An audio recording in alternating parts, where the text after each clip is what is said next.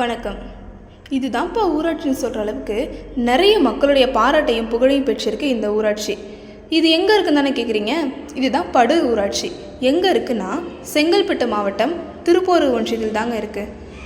பொதுமக்கள்லேருந்து அதிகாரிங்க வரைக்கும் இந்த ஊராட்சியை எவ்வளோ பாராட்டுறாங்கன்னா என்ன காரணம்?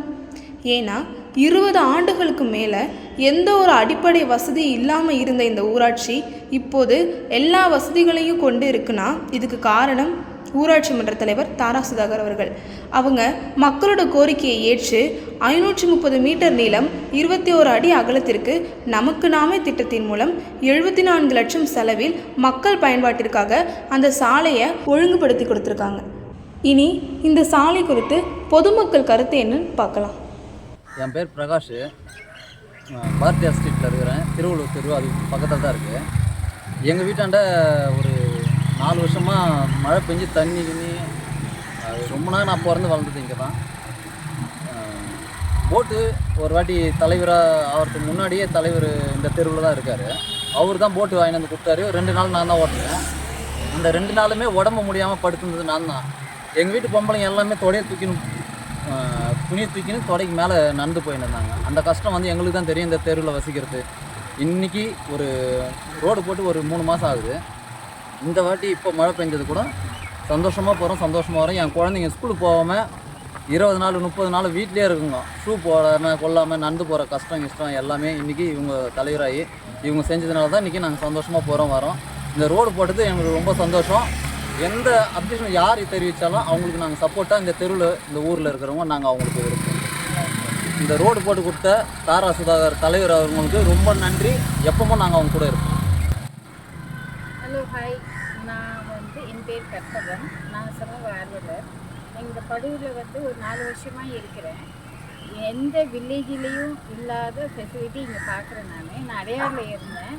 அங்கே தெரியும் எல்லாருக்கும் எப்படி பாஷாக இருக்குன்னா அதே பாஷ் ஃபீலிங்கே இங்கே எனக்கு ஏற்படுத்தி கொடுத்துருக்காங்க பஞ்சாயத்து பிரசிடெண்ட்டு.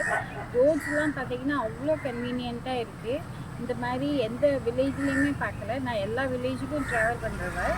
இந்த வில்லேஜில் ஸ்பெஷாலிட்டி இந்த இன்ஃப்ராஸ்ட்ரக்சர் உள்ள ரோட்ஸு, அப்புறம் மெயின்டெனன்ஸு அதெல்லாம் ரொம்ப எக்ஸலண்ட்டாக இருக்குது. ஒரு 22 வருஷமாக அந்த ரோடு வந்து பல மோசமான நிலைமை இருந்தது. அதுக்கு 22 வருஷம் முன்னாடி போட்ட ரோடு ரொம்ப பல குண்டு விழுந்து மழை பெஞ்சால் தொடைக்கு மேலே தண்ணி நிற்கும். போட்டெலாம் விட்டுக்கிறாங்க. இன்னாண்டு அண்ணாண்ட இட்டு போய் விட்டுருக்கு.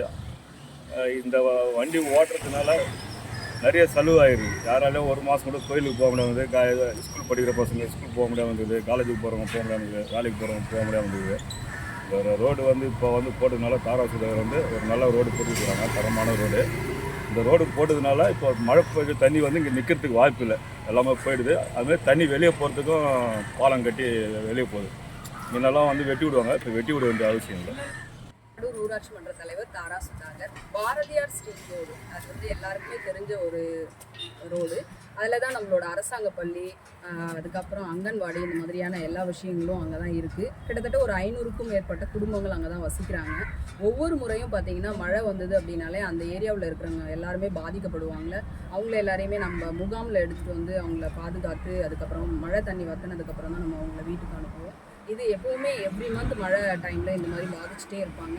நம்ம படகு மூலியமாக அவங்கள கிராஸ் பண்ணி அந்த பக்கம் விடுறது இந்த பக்கம் விடுறது இந்த வேலைகள் எல்லாமே செஞ்சுட்டு இருந்தோம். நான் எலெக்ஷனில் நிற்கும்போது அந்த பகுதி மக்களுக்கு வாக்குறுதி கொடுத்துருந்தேன். நான் ஜெயிச்சு வந்தேன் அப்படின்னா இந்த ரோடை நான் அவங்களுக்கு போட்டு கொடுக்குறேன் அப்படின்னு சொல்லி. அதே மாதிரி இப்போ ஜெயிச்சு வந்ததுக்கப்புறம் நமக்கு நாமே அப்படிங்கிற ஒரு ஸ்கீம் மூலயமா இப்போ அந்த ரோடை ரொம்ப பிரமாதமாக ரொம்ப பெரிய அளவுலேயே நல்லாவே அழகாக போட்டு கொடுத்துருக்குறோம்.